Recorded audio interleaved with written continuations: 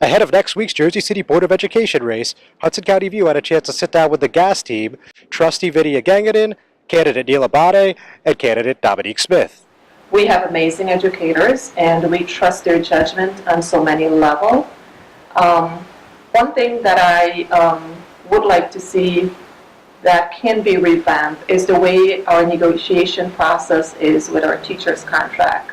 Our teachers does not deserve to go on a strike. They deserve better than that. And they deserve good health care as well. When their health and mental side of their human body is being affected, it comes down to the classroom. So that's something that I was very much involved in 2015. The three running mates said they would all support the implementation of a city payroll tax to try to make up for what is expected to be tens of millions of dollars lost in state funding in the next several years, with Abadie noting that marijuana legalization could be a big benefactor for the Jersey City public schools. And that's where we're lucky we've been endorsed from all levels of city, state, and county government members throughout those legislative bodies, so we can begin having these conversations to make sure that tools that exist, such as the payroll tax, are explored properly so that we fund the schools. New tools can come quickly so that we can make sure that these schools are properly funded, not on the backs of the property owners. One thing that I've started saying is that we need to be included in conversation as cannabis becomes legal, so that we make sure that we're at the table for these conversations as new tax revenue for multi-billion-dollar industry comes here.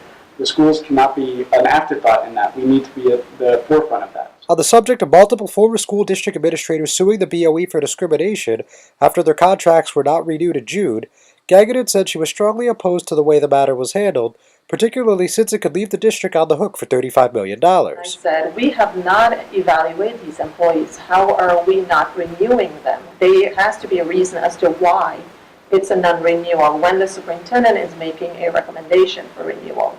Now we're faced with a huge liability, and we just received a claim, which is public information, and the claim is up to a $35 million, and that's where we're heading to. If I tell you it sounds very capricious, absolutely so. There needs to be an explanation as to why these employees were not renewed.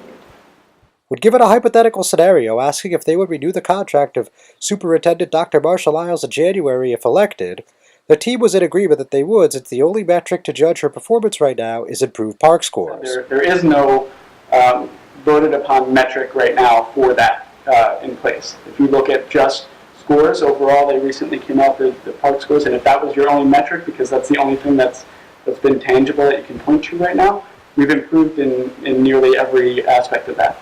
So we have outpaced, if you look at the park scores, Jersey City Public School outperform on many levels with the state. We have closed the achievement gap within African American, male African American, and Hispanic. We have closed those achievement gap, and those achievement gap was part of the reasons why this district was under state control for so long. And I'm so proud of the work that has been done to close those gaps and for us to regain local control. So if you're looking at that essentially as the metrics, then she's doing a stellar job. And as mentioned, there is always room for improvement, and we're looking forward to being part of that change and that growth. But we do need to make sure that strong governance is present, the support is present, because our job is to establish as a board the vision. Guys, and just any closing thoughts to the viewers and the voters, of course, about why they should vote for the gas team, as you are known, through some circles, and on November 6th. So gas is exactly what it sounds like. We're going to fuel up the Board of Education. We have to move forward. We're going to fuel up progress. I'm proud to run with these two individuals beside me because of the unique skill sets that we bring to the table. In this season, for such a time as this, for the direction that we need to go in, these are the skill sets that you actually need: proven experience, proven record. I'm coming from the world of higher education, meaning I stand in front of 6 middle schoolers, 6th grade, 7th grade, 8th grade, and high school students and college students on a daily basis. My job is to effectively transition these students. So who better than to sit at the table to get our students from pupil to professional? And Neil, with his technology background in safety and education, coming from the world of education as well, and finance, to clean the budget, to comb through and find out what we really need to fix and allocate these are the people, this is the team, this is where we need to go. I'm John Heides with the Hudson County View, the eye of the community.